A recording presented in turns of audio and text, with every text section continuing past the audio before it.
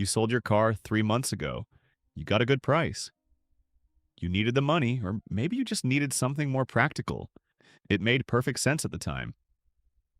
So why do you still check the listing photos on your phone?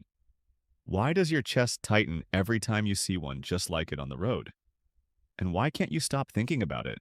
If this sounds familiar, you're not alone. And more importantly, you're not crazy. What you're experiencing has a name. Actually, it has two names. And understanding them might just help you make peace with that empty spot in your driveway. Let's talk about why losing a car can feel like losing a part of yourself. Here's something people don't usually talk about. Selling a car is very similar to the feeling you get when you end a relationship. Does that sound too dramatic? It's just a machine, right? It's just metal and rubber and glass. But what is this feeling in your stomach when you see some stranger drive away in what used to be your car?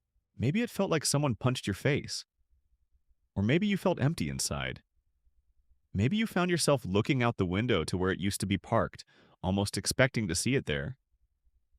Some people even say they feel grief, the kind that keeps them up at night scrolling through old photos like they have just lost a loved one. And the worst part? Everyone around you thinks you're acting silly. It's just a car, they say. It's not even alive. But weeks pass, months pass, and you're still thinking about your old car. Still missing it and wondering if you've made a terrible mistake. So, what's really going on here? Why does something that seemed so logical at the time feel so wrong now? The first piece of this puzzle is something psychologists call loss aversion.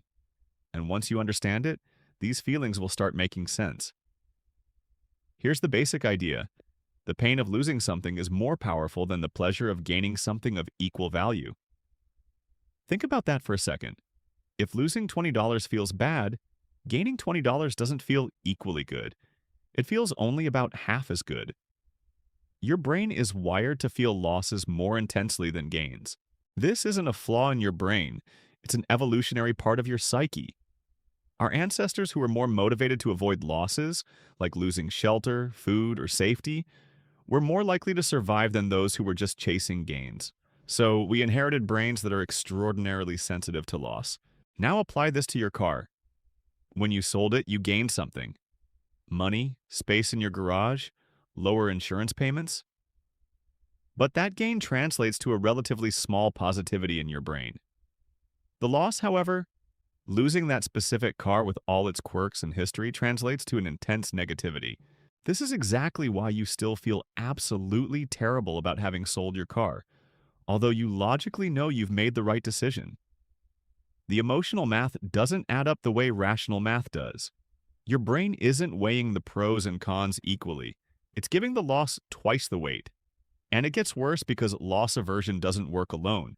It has a partner in crime. The second piece of the puzzle is called rosy retrospection. This is your brain's ability to remember the past as better than it actually was. It's like Instagram for your memories. All the filters are on, and all the bad stuff gets edited out. Remember all those Sunday morning drives with the windows down and your favorite music playing? Your brain remembers those romantic moments.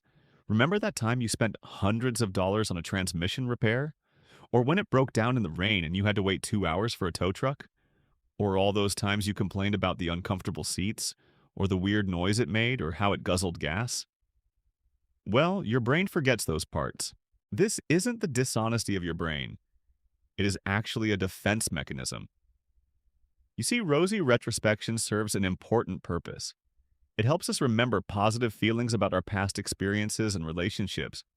It's the reason you can miss your college years even though you were stressed out and broke most of the time.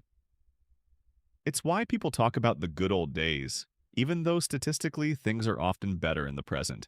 But rosy retrospection becomes a problem when it comes to that car you sold. Because now you romanticize the times you had with your old car, and so you feel stressed because of not having it. Of course, the past looks better. You've photoshopped out all the problems. You remember the road trips, but not the repairs. The freedom, but not the insurance bills. The familiar smell of it, but not the anxiety every time that check engine light came on. Your brain has created a greatest hits album of your time with that car that most probably never existed in the first place. But here's where it gets really interesting. The reason these psychological principles hit so hard with cars, specifically, is because a car isn't just an object. For many of us, it's an extension of who we are. Think about it. Your car's always with you. It takes you to work, to see friends, on adventures. It's there for first dates and breakups. It's where you sing badly to the radio when no one's watching. It's your private space, your thinking spot, your escape pod. You've probably spent hundreds or even thousands of hours in it. You know exactly how the steering wheel feels in your hands, where the blind spots are, or even how it smells. Psychologists call this the extended self. It's the principle that says people add certain possessions into their sense of identity. So your car becomes a reflection of how you see yourself and how others see you. It becomes a part of who you are. So you're not just losing a vehicle when you sell that car. You're also closing a chapter in your life. Maybe it was your first car, the one that represented freedom and independence. Maybe it was the car you had during your 20s when life felt full of possibility. Maybe it carried your kids to school every day, and selling it feels like acknowledging they've grown up. This is why you feel like someone punched you in the stomach when you see someone else drive your car. They're driving around in what used to be part of your identity, and they have no idea what it meant to you. Well, none of this is irrational. We live in a disposable world. Everything is temporary and replaceable. We constantly consume one thing and move on to the next. But what we really crave is attachment that creates meaning. You being obsessed with the car you sold doesn't mean there's something wrong with you. It's only your brain honoring what that car represented in your life. Your psyche processing the loss of not just an object, but of a relationship, a chapter, a piece of your identity. That's not irrational, that's deeply human. So how does all this information help you? How do you make peace with the car that's gone? First, understand that your feelings are real and that they exist. You experienced a loss, and loss deserves to be grieved, even when it's a car. Give yourself permission to feel sad about it. You can even look at the photos if you need to. But no matter what, don't let anyone tell you it's just a car. Second, try to remember the reality without romanticizing it. Yes, there were beautiful moments, but there were also frustrations, expenses, and reasons you decided to let it go. Third, recognize that you haven't lost the chapter of your life that car represented. You lived it. It's still part of your story. You were the main character, not your car.